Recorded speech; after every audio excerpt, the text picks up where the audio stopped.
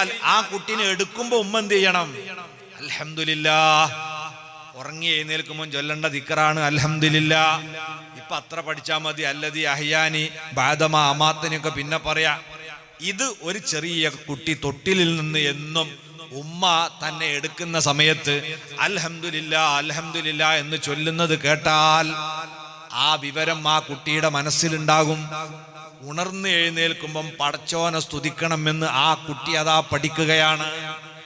ഏത് സമയത്തും ചെറിയ മക്കൾക്ക് ഭക്ഷണം കൊടുക്കുമ്പോ ആ കുട്ടികളെ കേൾക്കെ തന്നെ ഉമ്മമാര് ബിസ്മില്ലാഹ് എന്ന് ചൊല്ലി നിങ്ങൾ ആഹാരം കൊടുക്കുക. മക്കളത് കേൾക്കട്ടെ.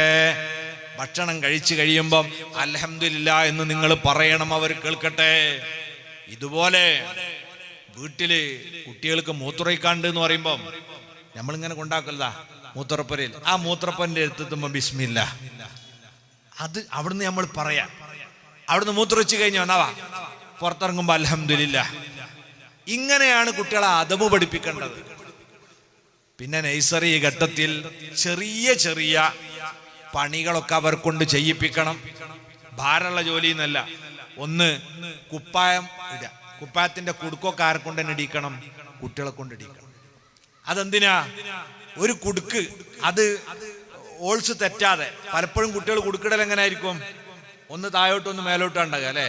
അപ്പൊ അതൊക്കെ ഒന്ന് നേരെയാക്കി ലെവലാക്കി ഒരേ നേരെയുള്ള കുടുക്ക് തന്നെ ഇടുന്ന് പറയും.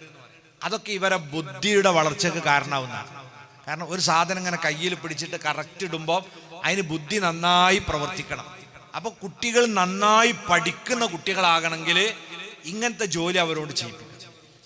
വെള്ളം കുടിച്ചു കഴിഞ്ഞാൽ 4 ഗ്ലാസ് ഉണ്ടാവും. ഇതെന്ത് ചെയ്യണം? 4 or 5 വയസ്സുള്ള കുട്ടി ഉണ്ടെങ്കിൽ ഓൻ്റെ അടുത്ത് കൊടുക്കണം. ഇത് മെല്ലെ കൊണ്ടുക്ക് മോനെ, പൊട്ടിക്കാതെ കൊണ്ടുക്ക്. അപ്പൊ കുട്ടി ഈ ഗ്ലാസ്സായിട്ട് ഇങ്ങനെ പോകുമ്പോൾ വാതിലിന് മുട്ടരുത്, ചുമരുന്ന് തട്ടരുത് എന്നിങ്ങനെ ചിന്തിച്ച് ഇങ്ങനെ ആലോചിച്ച് പോകുമ്പോൾ എന്താവും? ഓൻ്റെ ബ്രെയിൻ വർക്ക് ചെയ്യും, ഓൻ്റെ ബുദ്ധി വളരും, നന്നായി പഠിക്കാൻ കഴിയും ആ കുട്ടി. പെൺകുട്ടികളാകുമ്പം അവർക്ക് താല്പര്യമുള്ള കുറേ ഓരോന്നിനും ഓരോ പ്രകൃതി ഉണ്ടല്ലോ. അവരുമ്മ ഇങ്ങനെ അലക്കുമ്പോൾ അവരും അവരുടെ ഡ്രസ്സ് ഊരി അലക്കും. ഉമ്മ അടിച്ചു വാരുമ്പോൾ ഓരോ ചൂലെടുക്കും. അപ്പൊ കുട്ടിക്ക് പറ്റിയ ചെറിയ ചൂല് വാങ്ങിയൊക്കെ അത് കയ്യിൽ കൊടുക്കുക. അപ്പൊ ആ കുട്ടി അതിങ്ങനെ അടിച്ചു വാരട്ടെ പൊരന്റെ ഉള്ളിലൊക്കെ. അത് ആ കുട്ടിയുടെ ബുദ്ധിയുടെ വളർച്ചയ്ക്ക് കാരണമാകും. പൊണ്ണത്തടി ഒഴിവാൻ കാരണമാവും. പല നിലക്കും ആഹാരം കൂടുതൽ കഴിക്കാൻ കാരണമാവും. അങ്ങനെ ഭക്ഷണം കഴിക്കാനൊക്കെ അവർക്ക് പ്രചോദനം ഉണ്ടാവും. ചെറിയ ചെറിയ വർക്കുകൾ അവരോട് ചെയ്യിപ്പിക്കുക. ഇത് കഴിഞ്ഞ് 6 വയസ്സ് മുതൽ 9 വയസ്സ് വരെയുള്ള പ്രായം മധ്യബാല്യമാണ്. പഠനത്തിൽ വളരെ പ്രധാനപ്പെട്ട ഒരു കാലഘട്ടമാണത്. ഈ പ്രായത്തിന്റെ ഒരു സവിശേഷത, ജീവിതത്തിൽ ഏറ്റവും കൂടുതൽ മനപ്പാഠമായി കിട്ടിയാൽ മറക്കാതെ സൂക്ഷിക്കാൻ കഴിയുന്ന പ്രായം 9 വയസ്സ് വരെ 6ന്റെയും 9ന്റെയും ഇടയിലുള്ള പ്രായമാണ്. ആ പ്രായത്തിൽ നമ്മൾ എന്തേലും പഠിച്ചാ പിന്നെ അത് കൽബിന്ന് പോകൂല. അഷ്റഫുൽ ഖൽഖ് സ്വല്ലല്ലാഹു അലൈഹി വസല്ലം തങ്ങൾ പറഞ്ഞിട്ടുണ്ട്, അത്തഅല്ലുമു ഫിസ്സിഅരി കന്നഖ്ശി അലൽ ഹജരി. ഈ പ്രായത്തിൽ ഒരാൾ പഠിക്കുക എന്ന് പറഞ്ഞാൽ അത് കരിങ്കല്ലിൽ കൊത്തിവെച്ചതുപോലെയാണ്.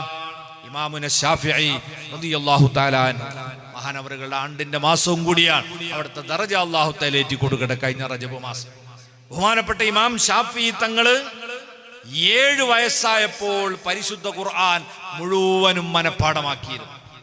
ആ ഖുർആൻ ആവശ്യാനുസരണം ഓർത്തെടുക്കാനും മനനം ചെയ്യാനും അതിൽ നിന്നും മസ്അല നിർദ്ധാരണം ചെയ്തെടുക്കാനുമുള്ള അനന്യസാധാരണമായ ഒരു സിദ്ധി ഇമാമുന ശാഫിഈ റളിയല്ലാഹു അൻഹു ഉണ്ടായിരുന്നു. കുട്ടികളെ ഹിഫ്ളിന് ചേർക്കേണ്ട പ്രായതാ ശരിക്ക് 6ന്റെയും 9ന്റെയും ഇടയില. നമ്മളിപ്പോൾ അത് ആലോചിക്കൽ, കുട്ടികൾക്ക് അലക്കാനും തിന്നാനും ഒക്കെ സ്വന്തമായിട്ട് കയ്യണ്ടേ, എന്നിട്ട് ചേർത്താ പോരെ. എന്ത് 11, 12 വയസ്സായിട്ട് നമ്മൾ ഹിഫ്ളിന് കൊണ്ടുപോവുക. പല വ്യത്യാസമുണ്ട്. 6ന്റെയും 9ന്റെയും ഇടയിലാണ് ഹിഫ്ളിന് ചേർക്കുന്നതെങ്കിൽ 1.5 കൊല്ലം കൊണ്ട് ഹിഫ്ലാക്കാൻ പറ്റും. 9 വയസ്സ് കഴിഞ്ഞിട്ട് ചേർത്താലോ ചുരുങ്ങിയ 3 കൊല്ലം പിടിക്കും. അപൂർവം കുട്ടികൾ വെച്ച് 3 കൊല്ലം പിടിക്കും. മാത്രല്ല 6ന്റെയും 9ന്റെയും ഇടയിൽ മനഃപ്പാഠമാക്കിയത് മനസ്സിലാടെ നിൽക്കുമ്പോ 9 കഴിഞ്ഞിട്ട് കാണാതെ പഠിച്ചത് പലതും മറന്നുപോവുകയും ചെയ്യും. അപ്പൊ കൂടുതൽ മനഃപ്പാഠത്തിന് പറ്റിയ പ്രായം 9 വയസ്സിന്റെ 6 വയസ്സിന്റെ ഇടയിലുള്ളതാ. നമ്മളെ സുന്നി വിദ്യാഭ്യാസ ബോർഡിന്റെ പുസ്തകങ്ങൾ, ആ പുസ്തകങ്ങളുടെ സവിശേഷത എന്താണ്? ഈ മനഃശാസ്ത്രമൊക്കെ പരിഗണിച്ചുകൊണ്ടാണ് നമ്മളെ പാഠപുസ്തകത്തിൽ ദിക്റും ദുആയും കുട്ടികൾ കാണാതെ പഠിക്കേണ്ട സൂറത്തുകൾ അദ്കാറുകളൊക്കെ കൊടുത്തിട്ടുള്ളത്. ഏകദേശം ഒരു 4ാം ക്ലാസ്സിലെത്തുമ്പോഴേക്ക് തന്നെ പ്രധാനപ്പെട്ട നിസ്കാരത്തിന്റെ എല്ലാ ദിക്റുകളും നമ്മളെ മദ്രസന്റെ പാഠപുസ്തകത്തിൽ വന്നിട്ടുണ്ട്. അതെന്തിനാ? ആ സമയത്ത് അത് പഠിച്ചിരിക്കണം. അപ്പം 6 വയസ്സ് മുതൽ 9 വയസ്സ് വരെ പ്രായമുള്ള മക്കള്, വീട്ടിലുള്ള ഉമ്മയും ബാപ്പയും ഒരു കാര്യം ഉറപ്പുവരുത്തണം. എൻ്റെ കുട്ടി കാണാതെ പഠിക്കേണ്ട വിഷയങ്ങളൊക്കെ മനഃപ്പാടമാക്കിയിട്ടുണ്ടോ?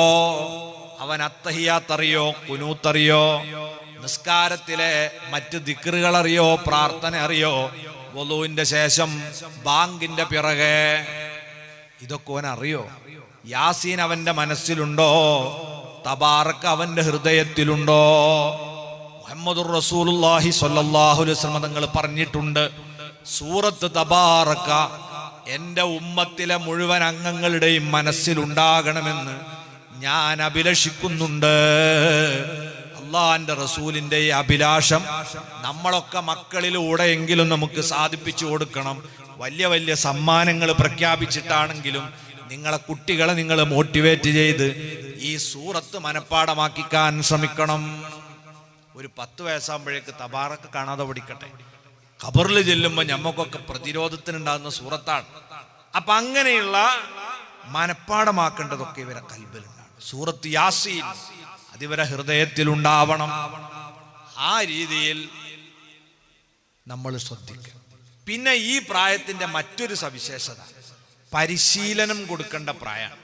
ട്രെയിനിങ്ങിന്റെ പ്രായത 6 കഴിഞ്ഞ് 9ന്റെ ഇടയിലാണ്.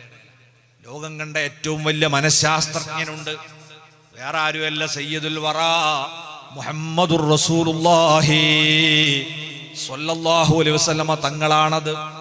അവിടുന്ന് നമ്മളോട് പറഞ്ഞിട്ടുണ്ട്, നിങ്ങളെ കുട്ടിക്ക് 7 വയസ്സെത്തി കഴിഞ്ഞാൽ 7